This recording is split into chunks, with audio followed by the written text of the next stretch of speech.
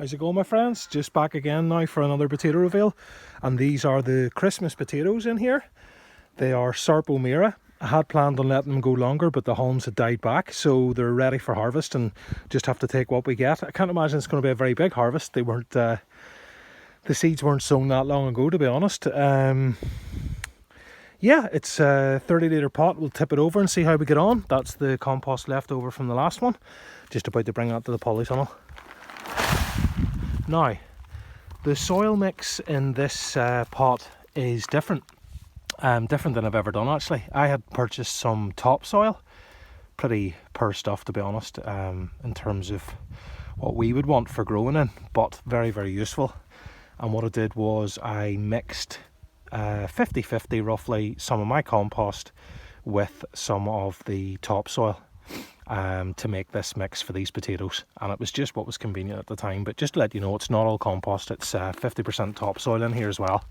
So we'll see how we get on, but immediately I can see there's a few potatoes here, and you can just tell from the shape and the colour, that kind of salmony pink, long and flat. Sarpo Mira, so we'll leave that to the side. There's another one there, and another one, and we'll just tip this over and see exactly what we've got. Now, interestingly, not a worm in sight, which is quite strange, really, but there's still time, and none at the bottom of the pot, although I will say that at the bottom, oh, there's a worm there. At the bottom of the pot there were worms in the ground, and I lifted about 7 or 8 of them and popped them into the worm bins there just quickly. Guys, bear with me 2 seconds. I'm just going to put the phone down just to tip this over. It's actually quite heavy. 2 seconds.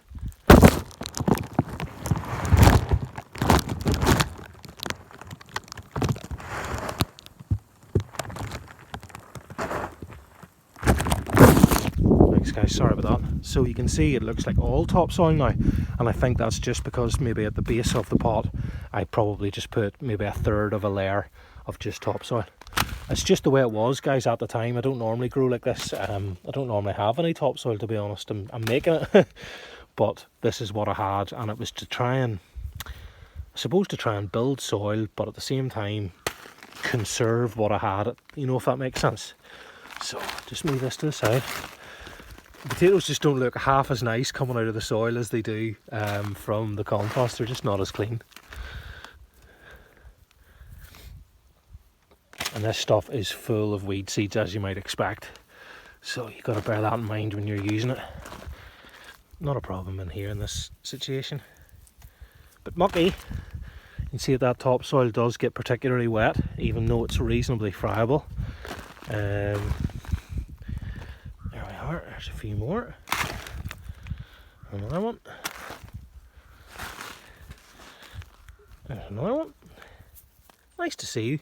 I didn't think there was going to be as good a yield. The Sarpo Mira didn't go into flower, and you can see there, that's quite thick, heavy clay there, you know. Not that it's a problem, but just for some reason my expectations weren't as high with this one. I think because they died back so quickly, to be honest. I expected them to go a lot longer. There's a nice worm. And another one. But definitely not loads. Like, we're not seeing huge insect life in here. But it's alive. It's alive.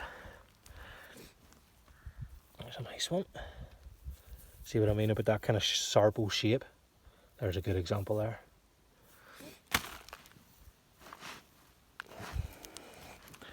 Now, I'm not sure what I'm going to do with this soil because it's particularly topsoil heavy. I'm not really looking to bring this into the polytunnel and have all the weeds germinating. Probably put this into one of the hedgerows, I think. There's one more. Another one, but it's very small. But we'll take it just so that it doesn't sprout. And there's a different type of worm, guys, that I find around here quite a lot. It's like blue. And I find these, they're quite common here, and I find them in the most anaerobic and wettest areas.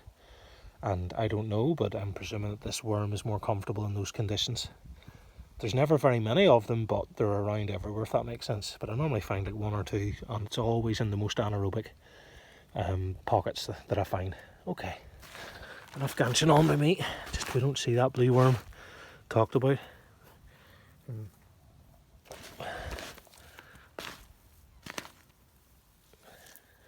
I think that's it, my friends. maybe one super tiny one. We'll just squeeze that, we'll just pop them and give it as food for the worms.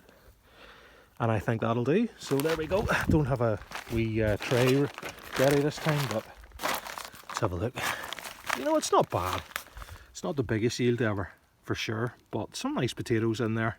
Happy to have done it, and some great seeds for next year, should I choose to use them for that. But I'll probably eat these larger ones. Okay, my friends, we'll leave it there. Hope you're having a wonderful day. Thanks very much for joining me for this potato reveal. Sending lots of love from Luna and myself from the cottage. All the best.